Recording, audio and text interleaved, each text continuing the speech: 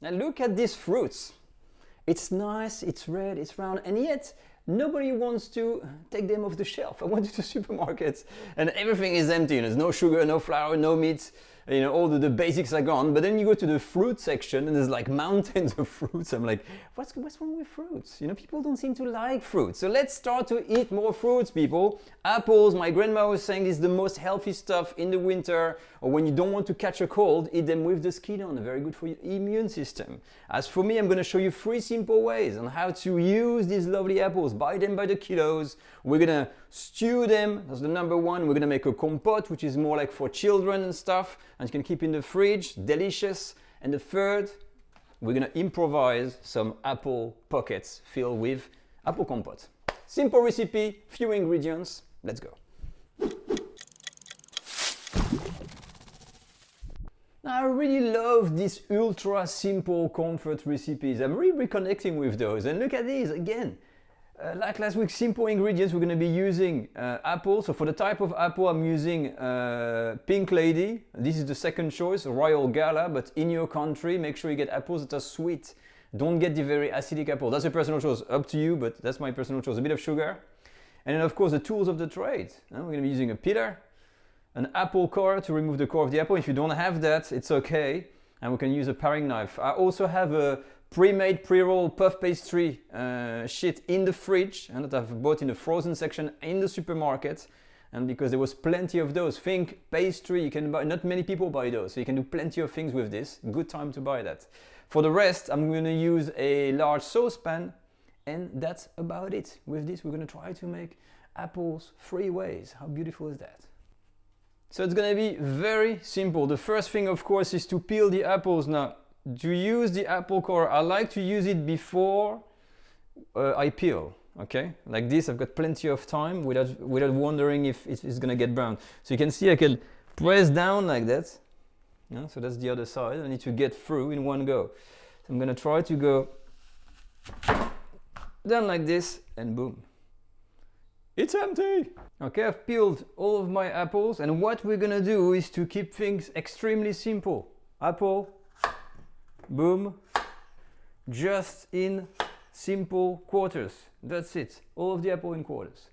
Now, when they are cut in quarters, this is what I'm doing. I'm taking a large pan, and as you can see here, my quarters, they're not on top of each other like that. Because if you do that, the one at the bottom is going to cook before the one at the top. So I'm going to use two pans. If you have a very large pan with a very flat bottom, lots of space, this is what I advise, to do that configuration. And once you're there, all what you're going to add is 1 or 2 tablespoons of water. That's it. And here we are on the stove. So I've put all the apples in my pan. I've added a tablespoon or 2 tablespoons of water. I'm going to put my heat on very low, and I'm going to cook this covered with a lid on for 15 minutes. I'm going to put a timer on to make sure I don't forget. And this is going to cook on its own. You don't have to do anything. Now, for the water content, little tips. Some apples are different in quality. Some are going to render lots of water, so you don't have to worry about the water content. Some other apples, they're going to tend to be a bit dryish.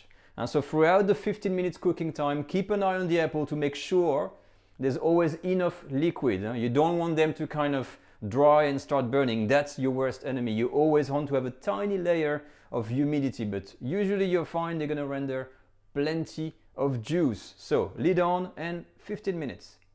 15 minutes have passed, and this is the first way of using apples, is the stewed apple. Simple version. No sugar added, and as you can see, they're cooked, but they're still whole together, so I can still pick them up, and these are perfect for breakfast or with muesli or just in a bowl.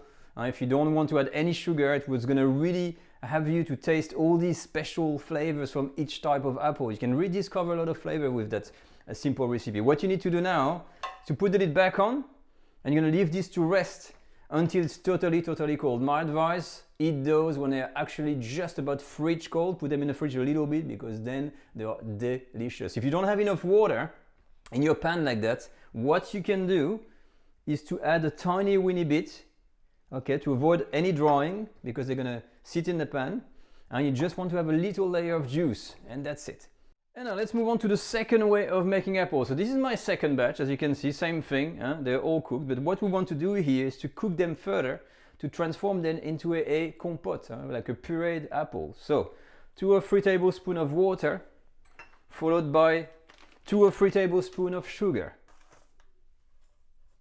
As soon as the sugar is in, you're going to put the heat back on to low, and you're going to mix everything well like this, and we're going to leave these to cook for a further 10 minutes, and we're going to overcook the apples until they transform into a compote, a puree of apple, which is in a sense baby food, right? It's just an apple puree, which is absolutely delicious. Okay, so after 10 minutes, I had to add water in here and try to mash these with my spoon, and yet it's still very chunky because this style of apple seems to be very, very tough. The pink ladies actually are very tough. Before I've tried golden delicious that fell apart easily. So what I can see, every type of apple is going to bring a different challenge. So I'm going to keep on cooking these without the lid on to monitor, add a little bit of water if needed, and really wait until these big chunks really start to fall apart. So it's finally ready. I had to cook this for 15 minutes, and I think one of the advice, I went for the grueling task of mashing everything by hand, and I've ended up using like a potato masher to press down to have that kind of texture. But you can use a stick blender if you have one.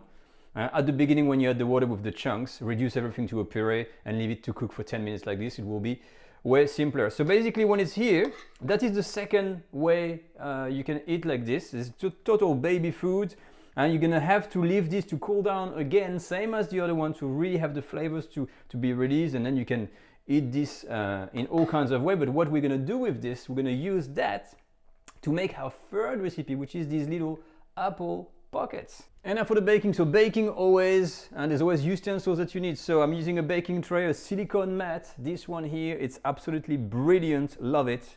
I'm gonna make an egg wash with 1 full egg and a tablespoon of water, kitchen brush, paring knife, and I'm using some cookie cutters to see what size we're gonna do our little pockets. Okay, and that's all. With that, I'm gonna be using, of course, the pre-made roll of puff pastry sheet.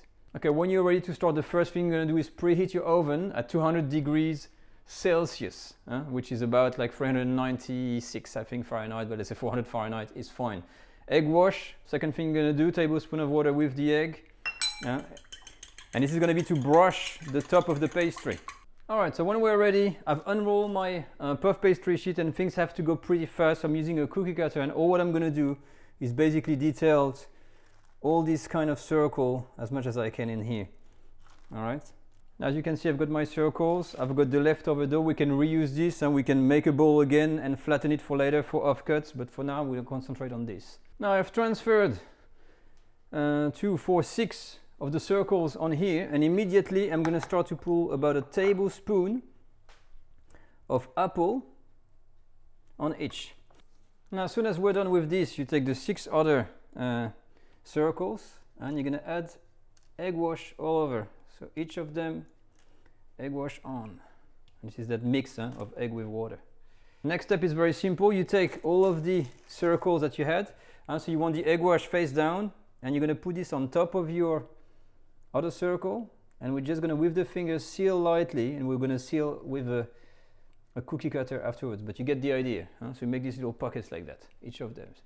Now when you're done, before we go any further by sealing them with a cookie cutter, we're going to place this back in the fridge for 5 or 10 minutes because it always has to be very cold. If it's too soggy, the dough, it's going to go all over the place, it's not going to be neat, so it has to be cold. So let's put this back in the fridge for a bit.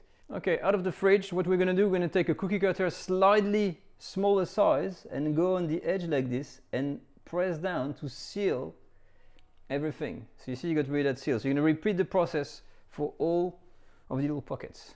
Now as a final measure, if you're not sure if it's going to be totally sealed, you can use a fork like that, and you're going to do this, and you're going to flatten the edge to make some kind of a little, like a ravioli. You can always end up making raviolis. Now as soon as you're done, you would have guessed what we're going to do is another layer of egg wash. So each of those, egg wash on. As a final measure, basically you can take a knife or a fork and you can do some little kind of decoration. I'm not very good at decorations. I'm going to go very simple and make some very simple kind of cross like that. And that's going to be it. So you can decorate whatever way you like. When you're done with the decoration, you're going to do another layer of egg wash, and then we're going to put this in the fridge for 10 minutes before we cook them. Alright, so we're all done, set of the fridge, and it was a little bit of work, but here are the little apple pockets. So now we can cook them in the oven, but one thing you need to be careful of is that when you use puff pastry, it's going to tend to rise, and sometimes it doesn't rise straight, it's going to go right and left, and it's going to open the pocket here, which is really unpleasant. So what you want to do is to have something on top like that. That's going to prevent the dough from going too high and explode on one side or go right or left. So we're going to try to keep this and control the growth. So I'm using a grid that's got these little pegs here, these little feet. But if you don't have that, you can use, for instance, like a cookie cutter and use any types of cooking tray and put this on top like that. And that works as well. It's up to you. But that's a very handy thing to do to control your puff pastry when you cook it. So now I'm going to cook this in the oven, 200 degrees Celsius for 20 minutes, and then we see the result. My little apple pockets are cooked, but you see with the grid on top, I should have put maybe a little hole here because you see there was some leakage and the apple filling came out a little bit. But that's okay because we can still open them up and fill them back with more apple, as much as we want actually. So that's beautiful. So let's round up everything. I'm going to put everything on the table and see what we've made. And here we are. This is the roundup. Let's retrace the journey of the apple transformation. And this is something amazing that I really like about cooking, is how you can transform and use ingredients. So we started with the simple apple. You can eat it on its own. It's great for the health with the skin on. Then we've transformed it. We've got these beautiful stewed apples, perfect for breakfast. No sugar added, so it's very natural, it's very healthy. You can add it with yogurt in the morning, with fruits, walnuts, honey, anything you like. It's beautiful. We then transform this into an apple compote, which is like basically a puree of apple. It's like almost like baby food.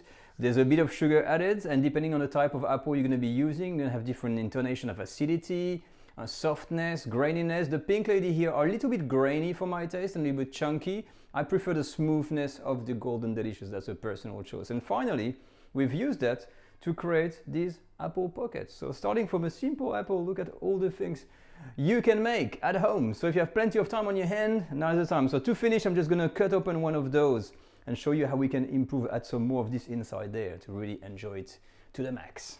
Okay, people, time to operate. So these are the apple pockets. I guess you can cut them like that, but we're just going to first try to see inside. See what's happening inside of these little pockets. So as you can see here, you've got the layer of puff pastry, nice and soft. And when you compress, you're going to have that mix of puree coming out. So I'm going to just try that. Wow, that's good. That is good. But what I would do, if you don't have enough, like these little gaps there, I think what I would do, I would take some of the apple puree and the compote that I have, and you can just kind of make it all like a little bread and stuff with some more there, and boom, you got your custom little made apple pockets filled with apple. Beautiful.